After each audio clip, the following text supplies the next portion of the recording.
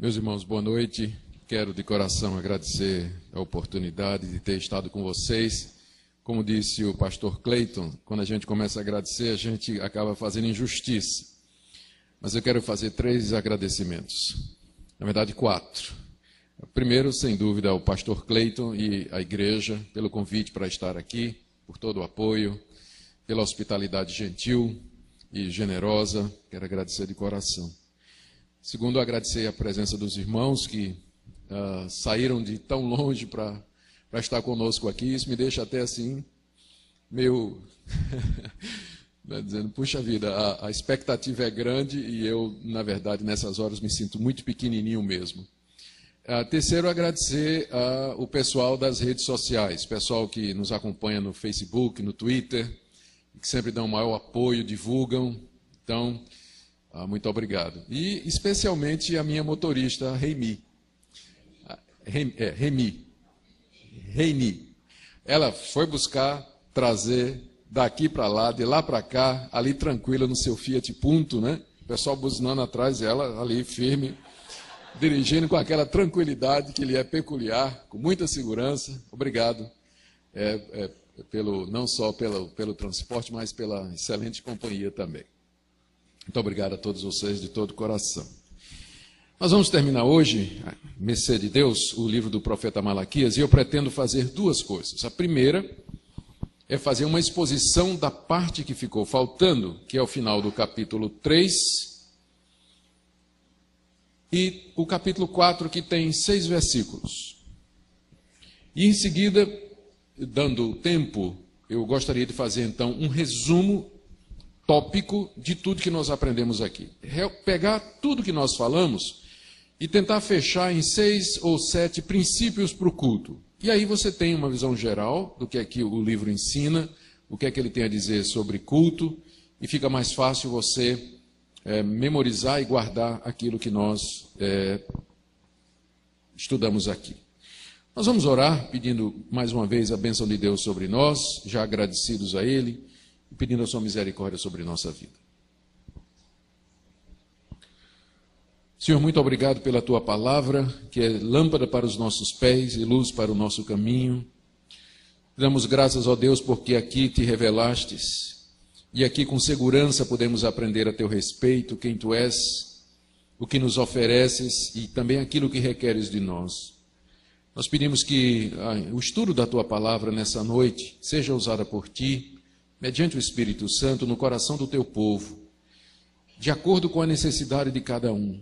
Instrução, encorajamento, correção, confirmação, despertamento, conversão, santificação, que seja tudo feito conforme o conhecimento que o Senhor tem de cada coração aqui presente.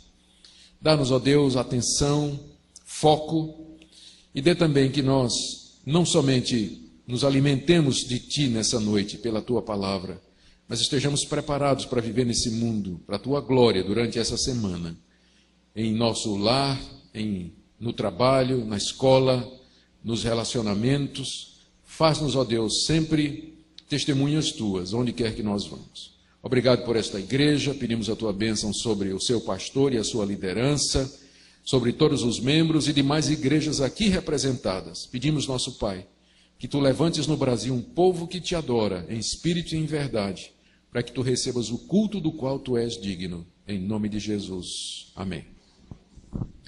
Vamos ler, irmãos, Malaquias 3, do verso 13 até capítulo 4, verso 6. As vossas palavras foram duras para mim, diz o Senhor, mas vós dizeis, o que temos falado contra ti? Vós dizeis, inútil é servir a Deus. Em que nos aproveitou termos cuidado em guardar os seus preceitos e em andar de luto diante do Senhor dos Exércitos? Ora, pois, nós reputamos por felizes os soberbos, também os que cometem impiedade prosperam. Sim, eles tentam ao Senhor e escapam. Então os que temiam ao Senhor falavam uns com os outros. O Senhor atentava e ouvia. Havia um memorial escrito diante dele para os que temem ao Senhor, para os que se lembram do seu nome. Eles serão para mim particular tesouro naquele dia que preparei, diz o Senhor dos Exércitos. Poupá-los-ei como um homem poupa a seu filho que o serve. Então vereis outra vez a diferença entre o justo e o perverso, entre o que serve a Deus e o que não serve. Pois eis que vem o dia, e arde como fornalha. Todos os soberbos e todos os que cometem perversidade serão como restolho. O dia que vem os abrasará, diz o Senhor dos Exércitos, de sorte que não lhes deixará nem raiz nem ramo. Mas para vós outros que temeis o meu nome, nascerá o sol da justiça, trazendo salvação nas suas asas. Saireis e saltareis como bezerros soltos da estrebaria. Pisarei os perversos, porque se farão cinzas debaixo das plantas de vossos pés naquele dia que preparei, diz o Senhor dos Exércitos. Lembrai-vos da lei de Moisés, meu servo, a qual lhe prescrevi em Horebe para todo Israel, a saber, estatutos e juízos. Eis que eu vos enviarei o profeta Elias, antes que venha o grande e terrível dia do Senhor. Ele converterá o coração dos pais aos filhos, e o coração dos filhos a seus pais, para que eu não venha e fira a terra com maldição. Até aqui a leitura da palavra de Deus. Queira Ele, de fato, abrir os nossos olhos para que nós vejamos as maravilhas dessa lei. A questão da existência do mal e da prosperidade dos ímpios sempre provocou os cristãos através de toda a história. Na verdade, esse é um assunto tão antigo quanto o próprio Antigo Testamento. A questão toda é a seguinte: se Deus é bom, justo e todo-poderoso, por que Ele permite o mal no mundo? Por que Ele não castiga os ímpios? Por que Ele deixa os justos, os crentes, sofrerem? Essa questão ocupou também os autores do Antigo Testamento. E ela é abordada em vários lugares na Bíblia. Por exemplo, o Salmo 73 foi escrito por alguém que estava prestes a perder a fé em Deus, porque ele via os ímpios prosperando e ele que temia Deus sofrendo. Eu já mencionei também o livro de Jó, que trata da questão do sofrimento do justo e da prosperidade dos ímpios. O livro de Eclesiastes, o livro de Provérbios, eles tocam nesse assunto. Historicamente, tem sido dada várias soluções para isso. Os ateus chegam à conclusão de que Deus não existe. Porque como é que pode existir uma divindade todo-poderosa e bondosa num mundo tão cheio de injustiça, dor, sofrimento, guerra, assassinato, perversão, extorsão e exploração? Do outro lado, você tem a teologia relacional que diz que Deus existe sim, só que Ele não é todo-poderoso. Ele é bom, Ele ama a verdade, mas Ele resolveu não exercer o seu poder nos destinos da humanidade. O homem é que faz o seu futuro, Deus não interfere, Deus não invade a história contra a injustiça. E a resposta do cristianismo histórico, que diz que Deus existe, Ele é bom e todo-poderoso, mas Ele decidiu suportar a presença do mal no universo em que Ele criou para a sua própria glória. Essa é a resposta do cristianismo, essa é a resposta que a Escritura dá, acrescentada do seguinte ponto: Deus tem reservado um dia em que Ele vai fazer justiça. No momento parece que Ele não faz. No momento parece que Ele tolera o ímpio prosperar e o justo sofrer injustamente. Mas Ele tem reservado um dia em que todas estas coisas serão trazidas à sua presença. E nesse dia Deus vai julgar com equidade a humanidade. Ele vai dar aos ímpios o seu castigo, Ele vai punir os perversos, Ele vai retribuir aos incrédulos, e Ele então dará àqueles que o amam e que o servem a recompensa final. Na época do profeta Malaquias, o povo estava levantando exatamente essa questão. Mais uma vez, nós já vimos que esse povo, na época de Malaquias, estava questionando uma série de coisas. Estava retrucando as declarações de amor de Deus. Estavam cinicamente levantando questões para as quais eles mesmos não queriam a resposta. E uma delas era essa: por que é que Deus os chamava ao arrependimento e à restauração do culto a Deus, se aparentemente não tinha vantagem nenhuma em servir a Deus? Por que cultuar a Deus?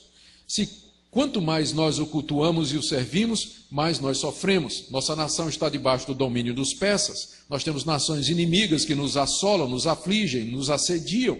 Os nossos inimigos estão à nossa porta. A falta de emprego, a situação financeira é muito grave. As secas, o gado está morrendo lá no curral. Do que adianta servir a Deus? Então essa é a pergunta final que Malaquias responde aqui no seu livro. Num certo sentido, ela já foi tratada no capítulo 2. Mas ela é repetida aqui porque parece que essa era a contenção ou o questionamento mais forte que o povo está fazendo.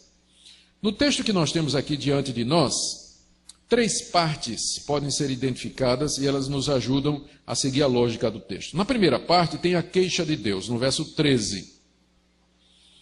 Depois vem a pergunta do povo, final do verso 13. E a resposta de Deus, que vai do verso 14 até o capítulo 4, verso 6. Deus se queixa, o povo diz, não sei porque é que o senhor está se queixando, e Deus responde até do verso 14 até o final do livro. Vamos ver então a queixa de Deus contra o seu povo no verso 13. As vossas palavras foram duras para mim, diz o Senhor. Deus se queixando do povo, dizendo, vocês estão me ofendendo. As palavras que vocês estão dizendo são duras. Então você vê que Deus tem sentimentos, não é? Às vezes nós pensamos em Deus como Deus, um Deus impassível, inamovível, inatingível nos céus, que não tem sentimentos, estoico, destacado do que acontece com o seu povo e com o mundo que ele criou. Mas não é esse o quadro bíblico. O quadro bíblico é de um Deus todo-poderoso, imutável, de fato superior a todas as coisas, perfeito, puro, santo e reto, mas que se envolve com a história do homem. Ele está presente entre nós, ele nos acompanha, ele nos ouve. E aqui tem a reação de Deus às palavras do seu povo. Deus estava magoado. As palavras que vocês estão dizendo são palavras duras contra mim. Então, pense que Deus está ouvindo o que você diz, Deus acompanha o que você faz, e não é à toa que a Bíblia diz, não entristeça o Espírito Santo. E aqui há um caso do entristecimento do Espírito Santo, quando Deus diz, as palavras que vocês estão dizendo, elas são duras. Elas estão me entristecendo, elas estão me magoando. E o povo, então, no estilo cínico de sempre, responde no final do verso 13. Em que é que nós temos falado contra ti, Deus? O que é que nós estamos dizendo que o Senhor está se ofendendo? O Senhor está se ofendendo à toa. O Senhor também, né? A gente não pode dizer nada, já fica todo aí chateado, todo assim, né? O Senhor também, né? Em que é que temos falado contra o Senhor? Então, às vezes é assim. O povo de Deus ofende a Deus com as suas atitudes, com os seus pecados, e depois puxa, que Deus severo, puxa, que leis difíceis, que Deus exigente, a gente não pode fazer nada. Já vem Deus reclamando, tem uma lei aqui, tem uma lei acolá, tem esse princípio, aquele outro, tem um povo. No fundo, na verdade, é desculpa de quem não quer mesmo obedecer a Deus e não quer fazer a vontade de Deus, que agora bota a culpa em Deus. Que reclama de Deus, da severidade de Deus ou da extrema sensibilidade de Deus. Em que é que nós estamos falando contra o Senhor? Que palavras duras é essa que nós estamos dizendo? E Deus, na sua paciência, mesmo magoado, ofendido com o seu povo, Deus pacientemente explica no final no verso 14 e no verso 15. Quais foram as palavras duras? Vós dizeis, é inútil servir a Deus. De que nos aproveitou termos cuidado em guardar os seus preceitos e andar de luto diante do Senhor dos Exércitos? Ora, nós consideramos, reputamos felizes os soberbos, os arrogantes que não temem a Deus. Eles cometem piedade, eles prosperam sim, eles tentam ao Senhor e escapam, não recebem castigo nenhum. Em resumo, o que o povo estava dizendo era o seguinte: ó Deus, nós já estamos vendo que só mesmo que quem é feliz é quem faz o que não presta. Aqueles que desafiam o Senhor, aqueles que andam de qualquer jeito, esses é que são felizes. Então, isso significa que não adianta servir ao Senhor, porque não faz diferença nenhuma na nossa vida. Não adianta guardar a tua lei. Não adianta guardar a tua lei porque nós continuamos pobres, nós continuamos oprimidos, as vacas continuam morrendo, as colheitas continuam sem resultado, os inimigos continuam dominando sobre nós. De que adianta guardar os teus mandamentos, cumprir as tuas leis, andar nos teus caminhos? Nós continuamos com um problema, mas aí nós olhamos as nações pagãs que servem outros deuses, eles prosperam, eles dominam. Os persas que nos dominam, eles são pagãos, eles têm tantos deuses, eles provocam o Senhor, eles desafiam o Senhor e eles escapam, não tem castigo sobre eles. não vem desgraça sobre eles. Por que essas palavras eram duras? Por que Deus se ofendeu com elas? Eram duras porque elas questionavam o amor fiel de Deus para com aquele povo. Eram duras porque o povo estava colocando em Deus a culpa do que estava acontecendo pelos seus próprios pecados. Era só olhar a história do povo de Deus e verificar o quanto Deus os havia amado, separado. Eles eram uma naçãozinha desse tamanho. E Deus os escolheu não porque eles eram grandes e importantes, mas por causa da sua promessa a Abraão, da sua fidelidade a Abraão, a Isaac e Jacó. Deus os amou e chamou para si, revelou a sua palavra, deu culto a eles, deu as suas promessas, as instituições e a promessa do Messias. Era uma nação que Deus havia distinguido e que Deus abençoou através da história, protegeu dos inimigos, deu prosperidade. Se eles estavam naquela situação, é porque eles quebraram a aliança de Deus. Eles desobedeceram a Deus. A aliança dizia: se vocês me obedecerem, vocês prosperarão. Se vocês me desobedecerem, castigos virão sobre vocês. E agora que os castigos estavam vindo por causa da desobediência deles, eles estavam dizendo: não adianta servir a Deus. Sim, não adianta assim. Vocês estão dizendo que estão me servindo, mas na verdade não estão. No culto, por exemplo, vocês não estão trazendo os dízimos e as ofertas, conforme eu determinei. Vocês estão trazendo o que resta. Vocês estão enfadados no culto, vocês trazem o cego, o aleijado, o coxo, os animais que não servem para o culto. Vocês não estão me obedecendo. Vocês estão casando com mulheres estrangeiras, vocês estão se separando da sua mulher sem razão nenhuma. Vocês estão quebrando a minha lei e agora a culpa é minha. Era essa política de vitimização, não é? Que é tão antiga quanto o Éden, em que o homem reverte a situação e diz que a culpa do estado dele é de Deus. A culpa é de Deus e não, ele não consegue ver a sua responsabilidade. Era uma profunda ingratidão e cegueira do povo, que estava querendo prosperar, mesmo trazendo animais impróprios para o culto, roubando nos dízimos, se divorciando sem motivo e assim por diante. A resposta de Deus aqui é a seguinte, e aí entramos na terceira parte, que vem aí do verso 16 até o final. Deus preparou um dia em que ele vai mostrar a diferença entre o que teme a Deus e o ímpio. Nesse dia, com clareza, o mundo inteiro verá que vale a pena servir a Deus. Que aqueles que se dedicaram a Deus, mesmo no meio da carestia, da opressão e da dificuldade, aqueles que perseveraram em buscar a Deus, de fato eles receberão a sua recompensa. E os ímpios que hoje prosperam e que aparentam ser felizes, aí então a verdade sobre eles será revelada. Deus tem preparado para eles a destruição, porque eles não andaram segundo o caminho de Deus. Uma vez eu li um sermão de Charles Spurgeon, aquele grande pastor batista reformado, considerado o príncipe dos pregadores. O título do sermão é O Banquete de Satanás e o Banquete de Deus. O título em si já dá vontade da gente ler o sermão. E é baseado na transformação da água em vinho em Caná da Galileia, João capítulo 2. O argumento de Spurgeon, na verdade, é uma ilustração, é uma lição que a leitura tira daquele episódio. É o seguinte: o banquete de Satanás e o banquete de Deus, ele usa as palavras do mestre Sala quando prova o vinho que Jesus havia transformado, não é? E chega para o noivo e diz o seguinte: todo mundo coloca o bom vinho primeiro e depois que beberam bastante, aí coloca o vinho inferior. Mas tu guardastes o bom vinho até agora. Então, o banquete de Satanás é agora, quando Satanás serve o bom vinho, né? Deixa todo mundo alegre, feliz, dá felicidade, dá prosperidade, prazeres, só que a conta vem no fim, não é? É o banquete do diabo. No banquete do diabo, primeiro vem o bom vinho. Depois que beberam, que se embriagaram, aí Satanás vai servir o vinho inferior. Vem a conta. O banquete de Deus é o contrário. Nas palavras do mestre Sala, tu guardaste o bom vinho até agora. O bom vinho Deus está guardando para o fim.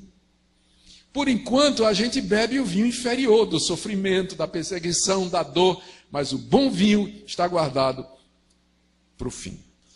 Certo? Então, é isso aqui que Deus está dizendo mais ou menos. Olha, eu tenho um dia reservado, guardado, em que eu vou mostrar a diferença entre o justo e o injusto, o que teme a Deus e o que não teme. Portanto, tenham paciência. Porque, por enquanto, o crente está bebendo vinho inferior, não é? Mesmo que você não beba vinho, mas a figura é essa daí, não é? O vinho inferior está sendo servido agora. O bom, Deus tem reservado para o final. Essa é a resposta de Deus aqui. No momento, o povo tinha que andar pela fé e aguardar esse dia. Versos 16 a 18. Naquele dia, Deus poupará os que são seus. Verso 16. Então, os que temiam ao Senhor falavam uns aos outros. No meio do povo havia um remanescente. Sempre houve no meio do povo um grupo que temia Deus.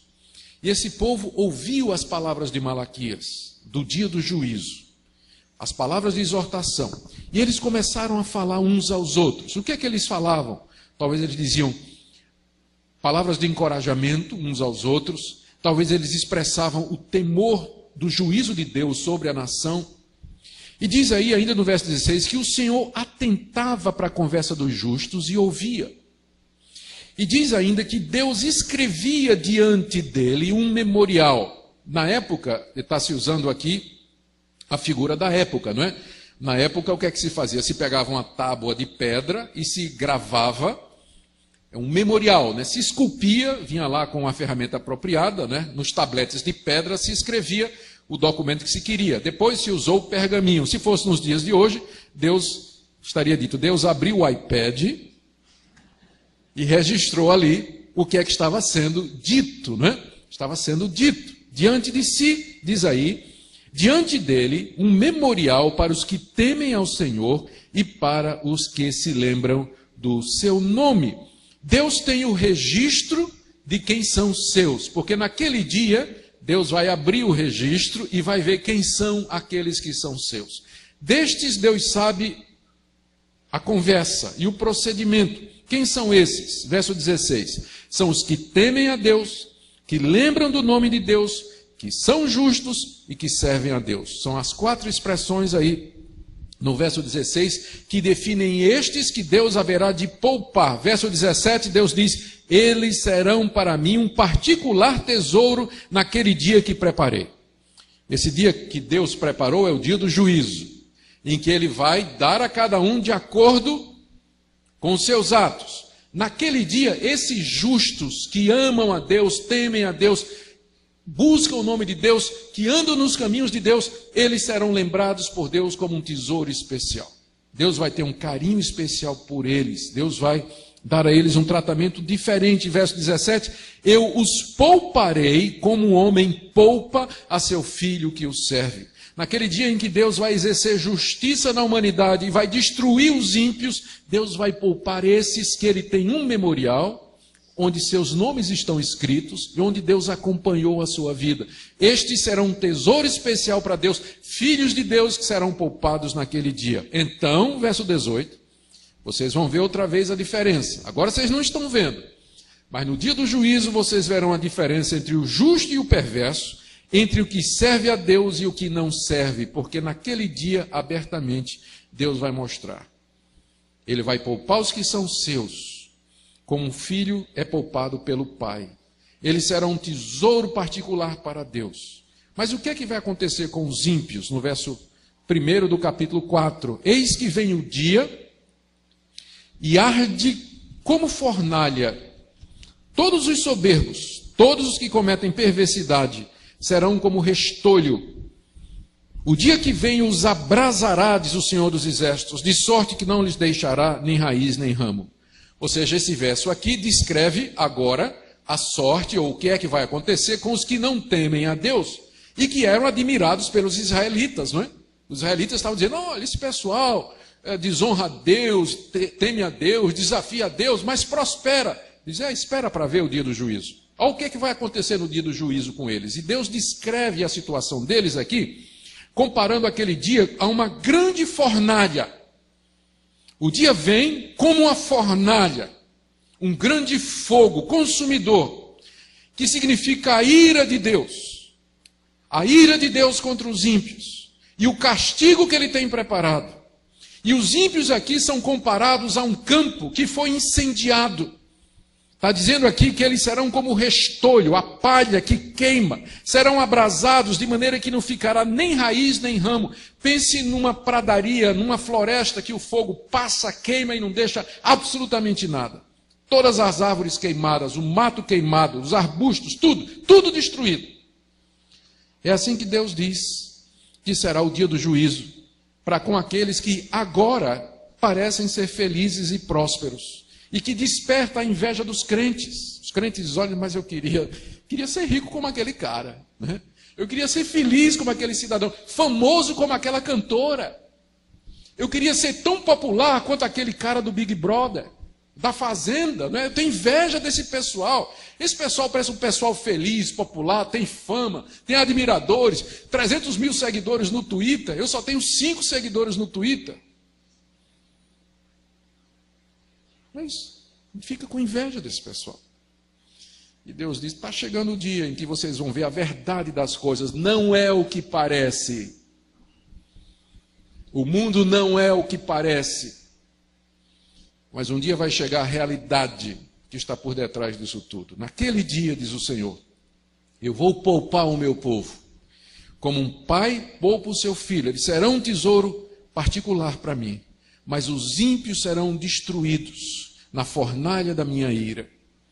Sofrerão eterna perdição, sofrimento eterno. Embora a figura seja uma figura que sugira a extinção dos ímpios, na verdade, ela é usada na Bíblia para significar a profundidade da ira de Deus sobre estas pessoas. Não fala aqui na extinção da alma, mas está comparando o sofrimento deles a alguém que sofre uma queimadura eterna. Em outras palavras, o fogo da ira de Deus é eterno.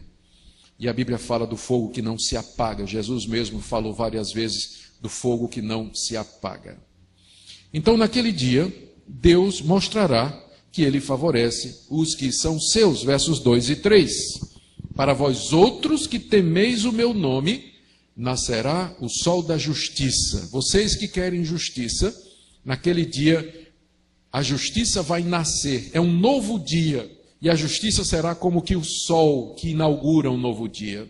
O sol da justiça vai nascer para vocês, trazendo salvação nas suas asas, essa libertação que vocês anseiam, que está no coração do justo, do que teme a Deus. Ele clama, ó Deus, quando é que o Senhor vai nos salvar desse mundo? Quando é que o Senhor vai nos salvar do pecado? Quando é que o Senhor vai nos salvar das peias da iniquidade, da companhia dos ímpios, da opressão dos inimigos de Deus? Naquele dia, o sol vai nascer, trazendo salvação nas suas asas. Que figura bonita, não é? Saireis e saltareis como bezerros soltos da estrebaria. Bezerro novo, né? Pulando na estrebaria.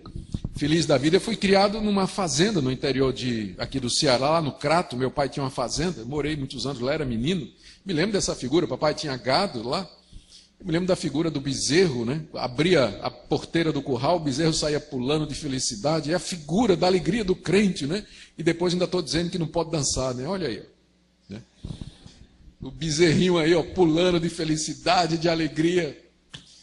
Liberto, finalmente, chegou o dia da libertação, da alegria, é aquele grande dia. Até lá, a nossa alegria nesse mundo é imperfeita. O gozo que nós experimentamos aqui, ele é parcial. A felicidade é provisória, porque Deus tem reservado esse dia em que Ele vai fazer justiça, punir o ímpio, mas vai recompensar o seu povo. E vai nos trazer grande felicidade e grande alegria. É com essas palavras que Deus consola o seu povo e responde à acusação da injustiça. Veja ainda o verso 3. Pisareis os perversos que agora pisam vocês, vocês os pisarão, porque eles se farão cinzas debaixo das plantas de vossos pés, naquele dia que preparei, diz o Senhor dos Exércitos. Finalmente chegará o dia do triunfo do povo de Deus. Essa é a resposta de Deus para a indagação ou questionamento do seu povo. O povo diz, do que é que vale te servir? De que é que vale a pena cultuar a Deus? Vir ao culto, trazer ofertas, cantar a Deus, ouvir sermão, participar da igreja, me dedicar a Deus, andar nos caminhos de Deus. Qual é a vantagem disso? Porque eu olho ao meu redor, vejo gente que não faz isso e parece muito mais feliz. A resposta de Deus é: me aguarde, porque ainda não chegou o dia, mas chegará um dia em que você vai ver outra vez a diferença entre o justo e o injusto, entre o que serve a Deus e o que não serve. O crente vive na expectativa da vinda de Cristo. Esse dia aqui é o dia da vinda do Senhor. Nós vivemos nessa expectativa. Isso não significa que eu não vou procurar, enquanto esse dia não vem, servir a Deus de todo o coração. Eu vou abrir uma escola, eu vou ajudar os pobres, eu vou votar no melhor candidato, eu vou construir um mundo melhor para os meus filhos.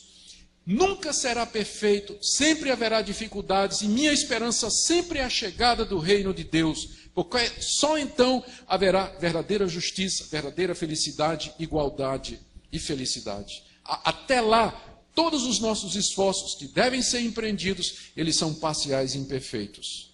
É injusta a acusação de que o crente vive pensando no céu e entregou o mundo ao diabo. É injusta, porque o fato de que eu vivo com a cabeça no céu, pensando na glória, não me exime da minha responsabilidade aqui e agora. É por isso que o profeta está dizendo: sirvam a Deus, façam justiça ao órfão e à viúva, andem nos mandamentos de Deus, ame a seu próximo como a si mesmo. Sirvam a Deus de todo o coração. Então, a esperança escatológica do futuro, ela não anula a minha responsabilidade aqui no presente. Mas ela é de fato a esperança final que eu tenho. A minha esperança não está aqui nesse mundo, não está nos governadores, não está nas leis que o país passa, não está no progresso econômico, que às vezes está lá em cima, às vezes está lá embaixo. As bolsas agora, esse fim de semana, caíram tudo, né? Todo mundo preocupado com a crise da Europa, com a crise dos Estados Unidos. Isso oscila, hoje eu tenho, amanhã não tenho. Se minha esperança está aqui, eu sou o mais infeliz de todos os homens. Eu vivo na esperança da vinda do Senhor Jesus. O dia, é isso que a Bíblia fala, o dia do juízo, o dia da vinda do Senhor. O profeta termina com 2 ou 3 exortações. Primeiro, um apelo. No verso 4, lembrai-vos da lei de Moisés, meu servo, a qual lhe prescrevi em Horebe para todo Israel, a saber, estatutos e juízos. É como se então Deus, através do profeta, dissesse ao povo: guardem a minha lei.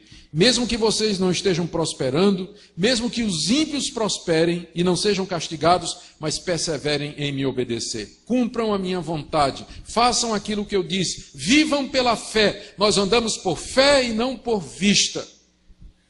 Andamos por fé e não por vista. Lembrem da minha lei, guardem os meus mandamentos, pratiquem a minha palavra. Segunda orientação, versos 5 e 6, uma promessa. Eis que eu vos enviarei o profeta Elias, antes que venha o grande e terrível dia do Senhor. Ele converterá o coração dos pais aos filhos, e o coração dos filhos a seus pais, para que eu não venha e fira a terra com maldição. Essa promessa aqui é de que antes do dia do juízo, Deus vai mandar o profeta Elias. Elias foi o maior profeta, ele foi o restaurador do culto a Deus contra o baalismo. Leia no Antigo Testamento a história do profeta Elias. A luta dele foi para que o povo de Israel, uma luta parecida com a de Malaquias, para que o povo de Israel guardasse o culto a Deus. Deus está dizendo aqui que vai mandar o profeta Elias, com a seguinte função: trazer conversão ao povo de Deus e unidade na fé. A quem ele se referia? João Batista. João Batista veio na frente de Cristo Jesus, que é aquele que virá. Nós vimos isso no final do capítulo 3, não é? O mensageiro que haveria de vir. O anjo da aliança. João Batista veio, preparou o caminho, Cristo veio e inaugurou o dia. Deixa eu dizer uma coisa aqui para vocês. Na teologia bíblica, o dia do Senhor já começou. Ele não é só futuro, mas ele já é também presente. O reino de Deus já foi inaugurado com a vinda de Jesus. Nós estamos vivendo o último momento da história. Então Deus já começou a fazer isso. Nós estamos aguardando apenas o último dia dos últimos dias. Os últimos dias já foram inaugurados. Nós estamos aguardando o último dia dos últimos dias. Porque o profeta Elias já veio, João Batista, ele preparou o caminho para o anjo da aliança, o Senhor. Ele já veio para purificar o seu povo, derramou o seu sangue. E agora, a próxima etapa no calendário de Deus é a consumação na vinda de Cristo, que pode acontecer a qualquer momento. Então nós devemos viver nessa expectativa de que Deus vai cumprir a sua palavra e aquilo que é invisível se tornará então visível. E nós veremos o fim da nossa fé, encontraremos o resultado da nossa esperança e cumpriremos então a nossa destinação dada por Deus. Amém? É o último livro do Antigo Testamento e termina com a palavra maldição. Era preciso uma nova aliança, não é? 400 anos depois, entra o profeta João Batista em cena. O Elias, né? Ele vem no espírito de Elias, não na reencarnação, né? Na atitude, no estilo de Elias. Restaura o povo de Israel, prepara o caminho para o anjo da aliança. Cristo Jesus vem, morre pelos nossos pecados, ressuscita ao terceiro dia, sobe aos céus, recebe de Deus todo o poder e toda a glória, e agora está juntando o seu povo, purificando o seu povo, aquele povo que ele quer como adorador, que é o desejo expresso aqui no livro de Malaquias, aguardando aquele grande dia. Essa mensagem de Malaquias, deixa eu tentar resumir para vocês, em alguns pontos, o que nós vimos aqui. Eu vou dar para vocês 5 ou 6 pontos, que podem ser considerados o resumo do livro, no que ele diz respeito ao culto a Deus. Que princípios nós podemos aprender aqui do culto, do livro de Malaquias? Primeiro, que o culto é a celebração pública e visível da aliança. Perceberam isso? A questão da aliança está presente aqui no livro de Malaquias. Essa é uma das ênfases dele. Deus tem uma aliança com o seu povo. A parte de Deus é separar esse povo para si e abençoar esse povo. A parte do povo é adorar a Deus e a Ele somente andar nos seus mandamentos. Os termos da aliança são estes. A obediência traz a bênção, a desobediência traz a maldição. Os selos da aliança eram, no Antigo Testamento, os sacrifícios realizados e a circuncisão e a guarda do sábado. No Novo Testamento, os selos da aliança são batismo, ceia e o dia do Senhor no domingo. É o mesmo povo, a mesma aliança, o mesmo Deus, apenas mudou de dispensação. Essa aliança estava sendo quebrada pelos sacerdotes e pelo povo de Deus. A aliança de Levi é mencionada, a aliança com a esposa mencionada, a aliança com Deus mencionada, e Deus estava então amaldiçoando o povo e não aceitava o seu culto. Então Malaquias chama o povo de volta aos termos da aliança para que o culto a Deus fosse aceitável. Então, eu estou dizendo tudo isso, resumindo isso, para deixar claro esse ponto, que o culto, na verdade, é a celebração pública que o povo de Deus faz da aliança que Deus tem conosco. Ele é o Deus da aliança, o Deus do pacto. Ele é o nosso Deus, nós somos o seu povo. Ele é o único Deus verdadeiro, nós somos dele e dele somente. Nós não vamos nos inclinar a outros deuses. Ele é o Senhor da nossa vida, viveremos para a glória dele. É essa aliança e é isso que nós celebramos no culto. É por isso que Deus tem que ser o centro do culto. Culto não é entretenimento, culto não é diversão, culto não pode ser antropocêntrico, porque no culto nós celebramos a Deus e a sua aliança. Esse é um princípio que nós encontramos na Bíblia toda, também aqui no livro de Malaquias. Segundo princípio, devemos cultuar a Deus, não importam as circunstâncias. Não é essa a mensagem de Malaquias? É o que nós acabamos de ver. Esse é um questionamento constante do povo, naquele tempo, que Deus não fazia diferença entre quem servia a Deus e quem não servia. Os ímpios prosperavam, escapavam, os que serviam a Deus passavam por dificuldade. Qual é a vantagem de servir a Deus? É inútil servir a Deus? Era esse o questionamento. Qual é a resposta que o profeta Malaquias dá para isso? Deus nos ama sim, pois Ele nos escolheu. O amor de Deus não se mede pelas bênçãos materiais, mas pelo fato de que Ele nos escolheu para que naquele grande dia Ele nos poupe do castigo eterno, mediante o sacrifício de Jesus. Esta era a maior bênção que Deus podia nos dar e maior prova do seu amor. Um dia Ele vai punir o ímpio e recompensar aquele que o ama. Até lá nós temos que cultuá-lo pela fé. Nós andamos por fé e não por vista. Então, sempre vale a pena cultuar a Deus. Quando você perde o emprego, quando você fica doente, quando seu marido lhe deixa, quando você tem problemas com seus filhos, quando você tem problema no trabalho, sempre vale a pena cultuar a Deus. Busque a Deus, não perca a confiança em Deus. porque não é o que parece. Nós estamos bebendo agora o vinho inferior. Como diz aí na sabedoria popular, o que é bom está guardado, né? Deus reservou o que é melhor para nós. Terceiro, devemos adorar, cultuar a Deus somente da forma que Ele revelou. Essa é uma lição clara também no livro de Malaquias. Nós não podemos alterar o culto a Deus, diminuir o culto a Deus, nós não podemos introduzir inovações no culto a Deus. Deus revelou com clareza na sua lei o seu culto. Aqui no livro de Malaquias nós vemos isso, no que diz respeito à oferta, sobre os sacerdotes, as formas de sacrifício, o tipo de animais, a função dos levitas. Na época de Malaquias, os sacerdotes e o povo estavam oferecendo um culto a Deus fora dos padrões estabelecidos por Deus. Animais defeituosos, apenas uma parte do dízimo, e Deus não estava aceitando o culto deles, a ponto de Deus dizer, tomara que um sacerdote tome coragem aí, apague o fogo e feche a porta do templo. Não tenha mais culto porque não estou aceitando. É a mesma coisa hoje. Nós temos princípios de culto no Novo Testamento. Os elementos são claros. Nós não podemos inventar culto a Deus. Nós não podemos introduzir elementos humanos. Culto a Deus é culto a Deus. Ele é o centro. Nós nos reunimos para adorá-lo, servi-lo, ouvir a sua voz, cantar os seus louvores, nos edificar mutuamente. No culto não é lugar para determinadas coisas que podem ser feitas depois. Terminado o culto, a igreja se reúne, vamos fazer outra coisa, vamos pular, vamos plantar bananeira, vamos fazer um monte de coisa. Mas o culto a Deus é a celebração da aliança onde Deus é o centro. É outra coisa, não vamos misturar as coisas. A gente costuma misturar isso aí, não é? Mas não devemos. Essa é uma lição importante do livro de Malaquias. Só podemos adorar Deus de acordo com o que Ele revelou. Quarto lugar, devemos cultuar a Deus com atitude apropriada. Apesar de Deus ter regulamentado em detalhes o culto que lhe agrada, Ele sempre, na verdade, quis que o culto fosse de coração e sinceramente. Não é apenas uma questão externa de seguir determinadas regras. Deus quer também o coração do adorador. Na época de Malaquias, os sacerdotes faziam sua parte com enfado, com desprezo. O povo estava desanimado, questionava o amor de Deus, questionava a justiça e a fidelidade de Deus, a ponto de Deus dizer, eu não aceito o culto de vocês. Então, é uma combinação de duas coisas no culto.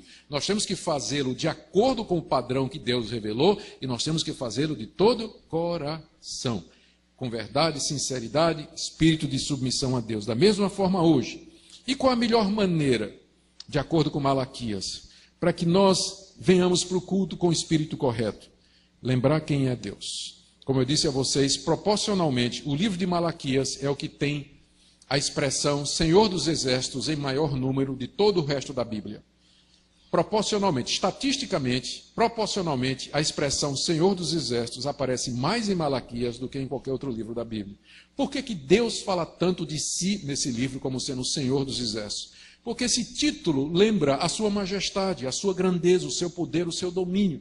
Ele é o general dos exércitos dos céus, ele é o comandante dos anjos, ele é o comandante de todos os poderes que existem. Isso fala da sua grandeza. E quando nós lembramos quem é Deus, então nós chegamos para adorá-lo na atitude correta, na forma correta, em submissão, reverência, respeito, espanto diante dele, da sua majestade.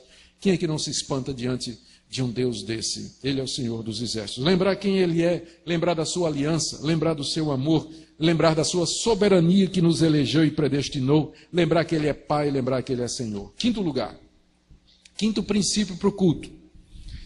Nós devemos dar a Deus o melhor.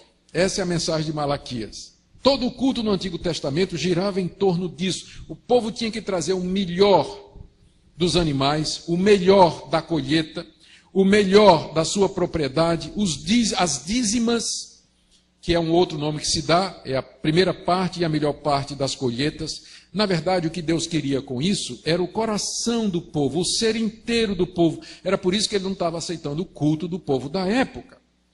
A mensagem de Malaquias é de entrega total. Temos que nos entregar a Deus de todo o coração, de toda a alma, e o bolso acompanha. Alguém já disse que a parte do crente mais difícil de converter é o bolso. Uma vez que o bolso se converteu, então pode declarar a conversão completa, né? Só na hora que o bolso converte. Então, só a conversão do coração não adianta em converter o bolso.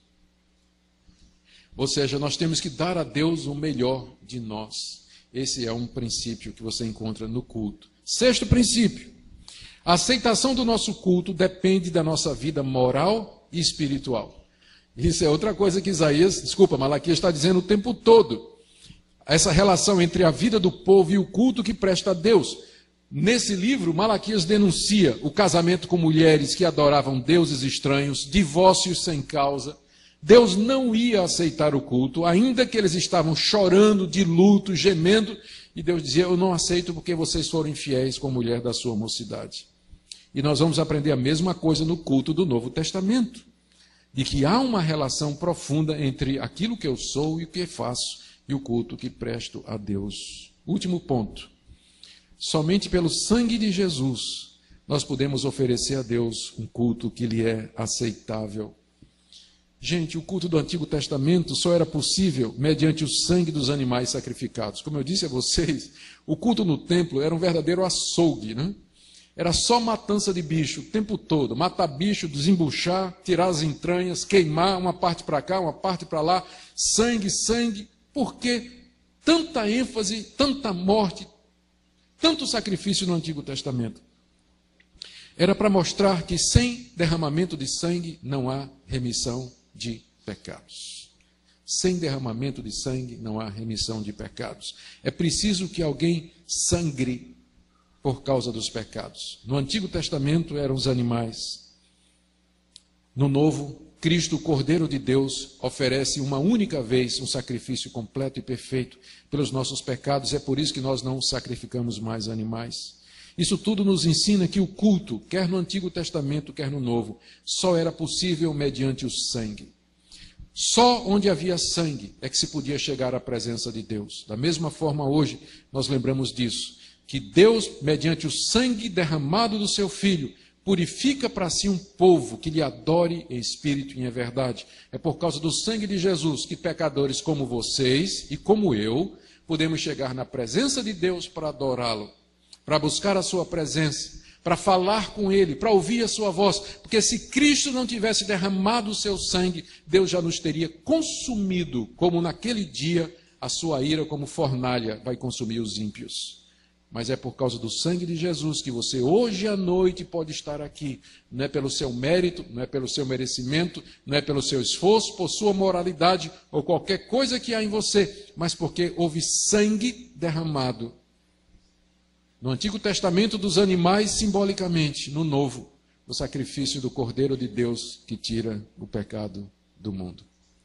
Que Deus nos ajude a cultuá-lo em espírito e em verdade. A minha oração a Deus é que Ele, através dessas palavras proferidas esses dias, tenha ajudado você a compreender o que é o culto. E que você valorize o culto público. Não há um culto perfeito. O dia não chegou ainda. O dia não chegou.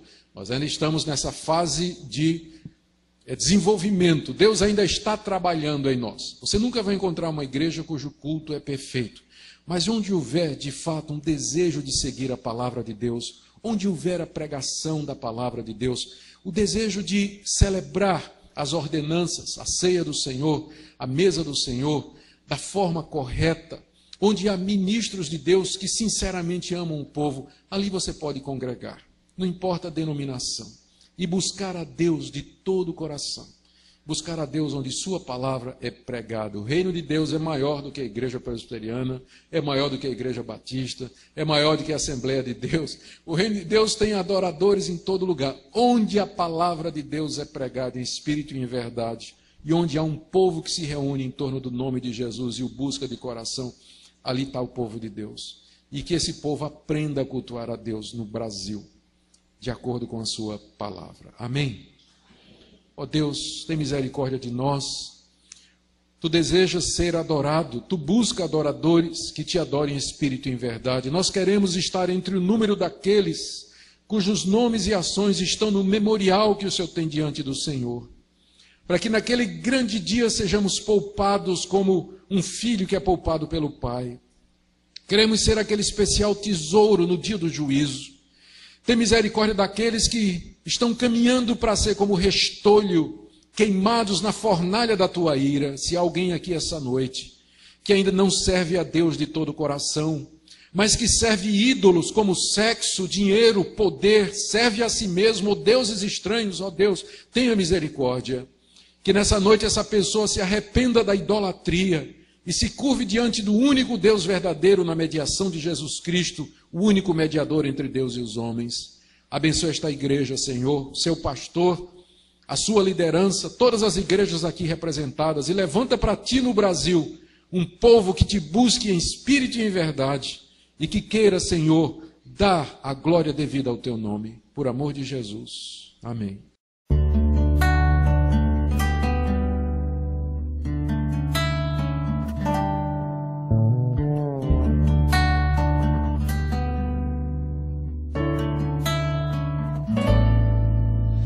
Habita, ó Senhor, em meu viver.